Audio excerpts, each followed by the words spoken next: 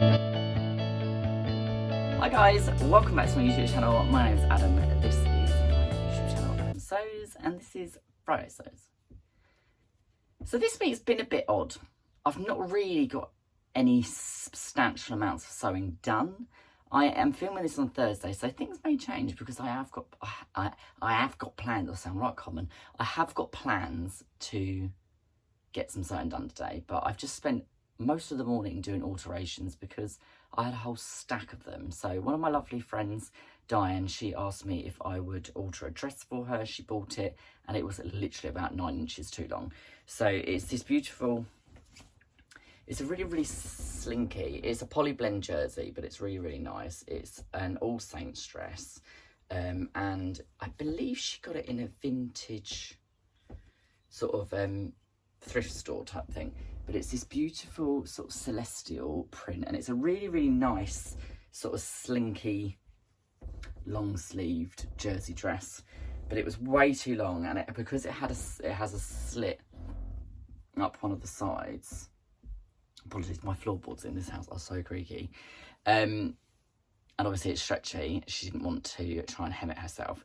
So I've actually, at the moment, it's a bit stiff in the hem because I actually used some washable double-sided tape because it was so slinky. I thought I'm going to stabilise the heck out of it before I even hem it. So I have cover stitched all of the hem, and I've used a woolly nylon because I just like the way that it covers up the raw edge inside.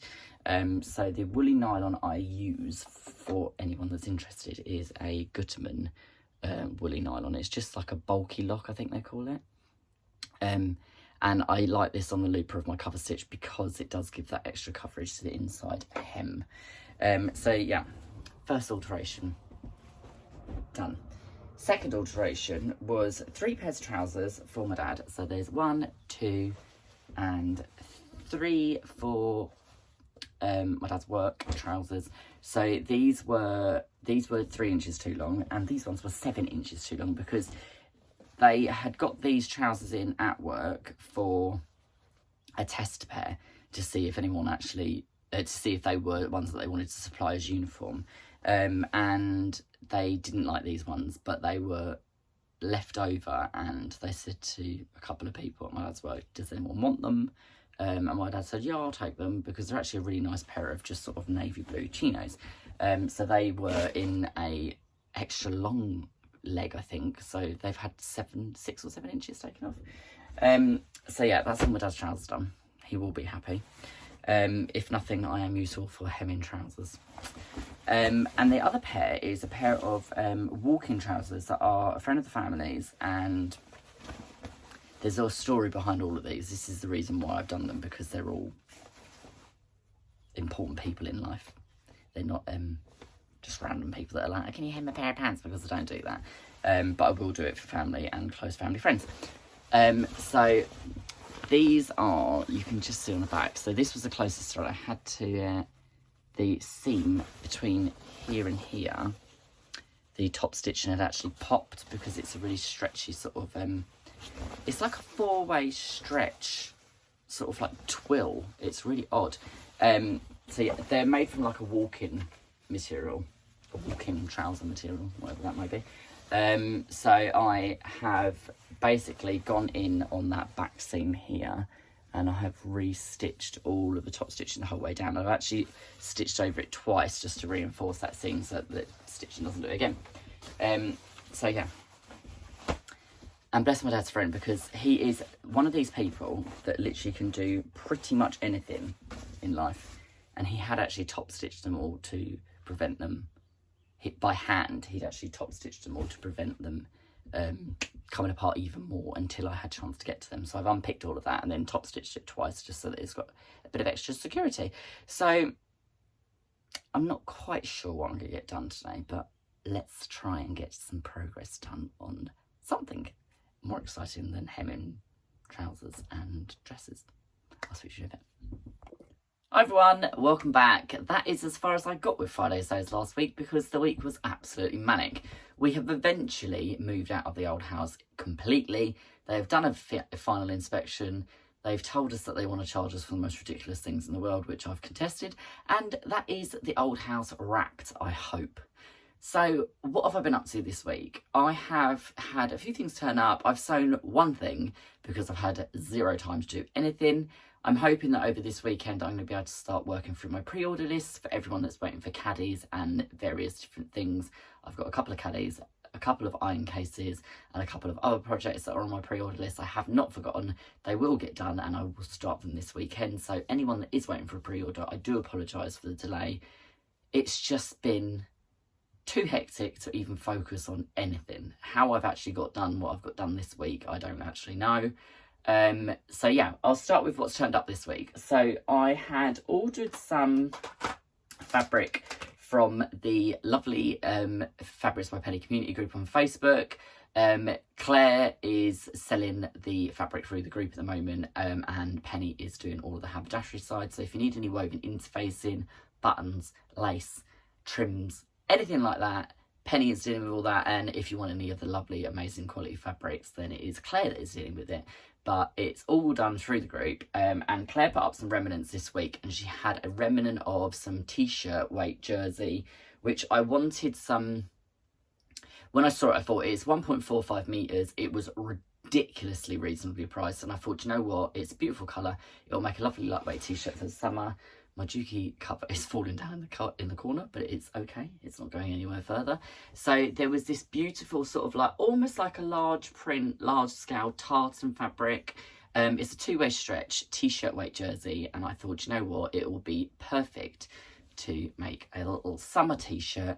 I'm going to have a go at using this for some sort of like grown on sleeve tee, because I just want something really simple. So I think what I'm going to do is self-draft my own pattern, a front and back, grown on sleeves, a little sort of flip back hem on the sleeves, and then just a normal cover stitch hem on the bottom with a neckband, and see how it pans out. If it works, then I think I will use it for some other t-shirts in the future. So that is that thing, that fabric that turned up this week, and I'm really happy with it. I need to pre-wash it so it can go in the wash. The other thing that turned up this week is the lovely Neil from Franklin's over in Salisbury. It sorted me out with some bobbins for my Dookie UX8, because for some reason, unbeknownst to me, that you get all these fancy schmancy machines, and for some reason they only come with 3 bobbins. I just don't understand it myself. But he very, very helpfully sent me 2 packs of bobbins. So I now have 23 bobbins for that machine, of which I have set aside a couple for the lovely Catherine from Soberton Makery, because she's got a Dookie DX5 and these fit her machine, and she said, oh, I would like a couple if that's possible. So I'm going to send a couple over to her when I see her next week or the week after, I believe. The other thing that turned up was some macaroon needle minders. These actually do expand a little bit when they come out of the packet, and you can put needles in the center, and the either side is magnetic to keep your needles when you're doing EPP or any hand sewing or anything like that. I have one already made by Clover. These ones were sort of like a dupe that I thought I would order a couple of to see what the quality's like, and they're okay. They're not great, but they're okay. I don't think I'll order any more of these. I think I will probably stick with the Clover ones, of which I may look at stocking on my website. The Clover ones come in pistachio and like a really beautiful sort of strawberry bubblegum pink. There is also some bundles of fat quarters that are on my website at the moment. There's a 12 fat quarter bundle, and I've included some out of print Renaissance ribbons in with those as well. I think there's one left because the lovely Emily bought one from me this week.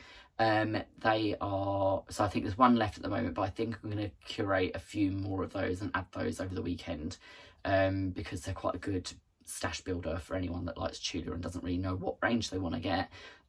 So it gives everyone a little bit of various different ranges, and I thought it was quite a cool way of just being able to have people be able to get a little bundle of Tudor and see what it's all about, because obviously I go on about Tudor Pink all the time.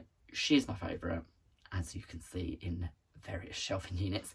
So yeah, they will be on there. The other thing that I found while I was unpacking this week was a quilted wall hanging that I made a little while ago. This showed up in another video, but I managed to actually find it this week. So that is on my cutting table, because I want to add a channel to the back of it so that I can put a came through it, and I can actually hang it up properly in my new living room. So that is one thing. I've got another wall hanging downstairs. My wall hanging that I used to have in my sewing room, which had the Queen of Hearts on it. It was like a square about yay big.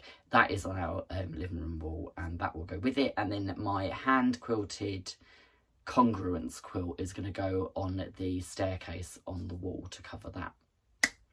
Because it's hand quilted, I'm really attached to it, and I don't really want to use it as a quilt, so I think I'd rather it as a wall hanging. So what else have I made this week? I have eventually made myself a pair of quilted trainers that fit me, and the ones that I thought this time that I would do would be line work. So I very, very carefully, wobbly, very carefully pieced together lots of different pieces of line work, and I've even put the Renaissance ribbons on the side here. So I've got the zebra on this side, I've got the panda ribbon on this side. I used the black and white for the binding. I've got the selvage that says Free Spirit Presents Tulip Pink line work down the front of this shoe, and down the front of the left one is the zebra Renaissance ribbon. I got my new grommet press this week, which I am going to do a separate video on. And I managed to get, I hope you can see those, I got black and white grommets so that I could alternate them to go with the whole black and white theme of the shoe.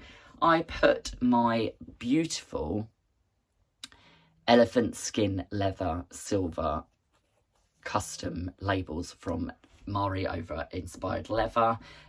She done me a new set of labels that I think I showed in the week before last I turned up, and the silver ones just seem to be absolutely perfect to go on the back of these. So they do fit, they are super comfy, they've just got the plain white soles. I'm so happy with how these have turned out, and these are going to be my Festival of Quilts shoes, I believe, if I don't get a chance to make another pair before then, which I possibly might. I've even managed to centre the heart on the back of that one and here. Yeah, so I've got the peacocks, the pandas, all sorts. So I'm really, really happy with these. They're really, really comfy. I am going to be starting to take pre-orders on these fairly soon, but I'm just trying to configure a way of being able to put a size selection and various things on pre-order on my website. Oh, excuse me. So yeah, that's all I sewed this week pretty much. I am going to be working through some pre-orders this weekend, as I said. They will be on a first come first served basis as they were booked when people put the pre-orders in. And I'm going to hopefully try and get my latest PDF finalised so that it can go out for testing and be released by the end of July. Again, it's one of those things that I actually wanted it released 2 months ago, but with moving and everything else, it's just taken so long to get anything done. And when I have had time to do anything, to be quite honest, I've been too tired to even focus on anything. So we've been sitting, eating nice food and watching Netflix programs to try and just chill and recoup. So now we've signed off on the old house, we don't have anything to do with it anymore. I don't ever want to go back there because the stress of moving out of that place was unreal. We ended up going to the local tip with 16 carloads of stuff to get rid of, where we'd accumulated so much stuff over the years. So yeah, that is the end of an old chapter and the beginning of a new. I am super happy in my new sewing room. I'm super happy in the new house. I'm really enjoying it. Yeah, so I thought I would just quickly come on and do a bit of a wrap up of what's been going on this week. I will hopefully have inserted the footage that I recorded last week at the beginning of this, and I will talk to you all soon. Happy sewing, have a good weekend, and I'll catch you soon. Bye for now.